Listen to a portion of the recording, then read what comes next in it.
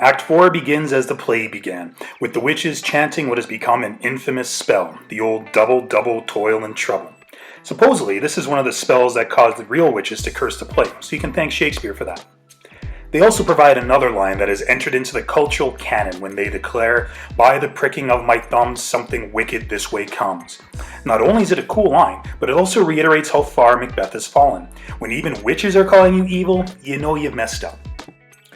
Macbeth isn't messing around though, and demands more prophecies of the witches, who oblige, although they do ask him if he would rather they just tell him or have their masters deliver the message. And by masters, of course, we mean evil spirits. And because Macbeth really doesn't care anymore, he tells them to get their bosses. Now, Shakespeare adds another layer of symbolism to these next 3 prophecies. Incidentally, notice how that makes 9 prophecies in total, as in 3 times 3? Anyway, the prophecies are delivered almost as riddles, and it is important to note the shapes that the evil spirits appear in, because they offer both symbolism and foreshadowing. The first appears as a head wearing a helmet. Just the head, mind you, so that's a pleasant image. The second appears as a bloody child, and depending on the director's interpretation, this could be a toddler or a literal newborn, depending on the level of horror they're going for. The third appears as a child wearing a crown and holding a tree branch.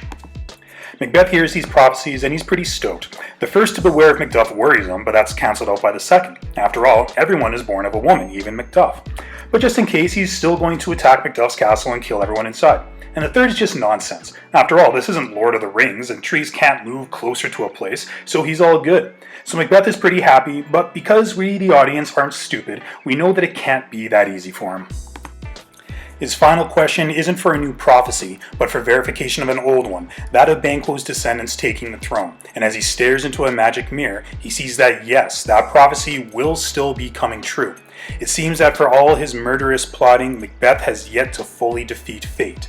Naturally, we can see the irony, even if Macbeth can't. Lennox arrives to confirm how Macduff has joined Malcolm in England, and Macbeth gives what is his most blatantly cruel and evil command yet. He will attack Macduff's castle and murder his entire family and anyone else they find. Again, at this point, there is no redemption for Macbeth, as he is now drowning in the oceans of blood. Duncan, you could argue, was a political murder to gain power. Banquo, a preemptive attack to thwart the prophecy. However, there is absolutely no reason to kill the innocent Macduffs. He is doing it simply because he wants to. As he declares in his aside, "From this moment, the very first things of my heart shall be the first things of my hand." No more arguing with imaginary daggers. If he thinks it, he does it, no matter how horrible.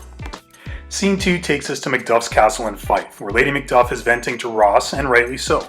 Her husband has left them alone in a country ruled by a murderously insane tyrant that Macduff has disobeyed and angered at least 3 times. Not exactly husband of the year. She carries over her venting to her son, whose sass provides a little more cute comedy, but also allows Shakespeare to provide some insight into the nature of humanity. When Lady Macduff explains that a traitor is someone who swears something and then lies, and must be hanged for it by the good, honest people, the son's reply is that the liars and swearers are fools, for there are liars and swearers enough to beat the honest men and hang them up. And based on what we've seen so far from this play, he's not wrong. It does seem like honorable people are hard to come by in this world.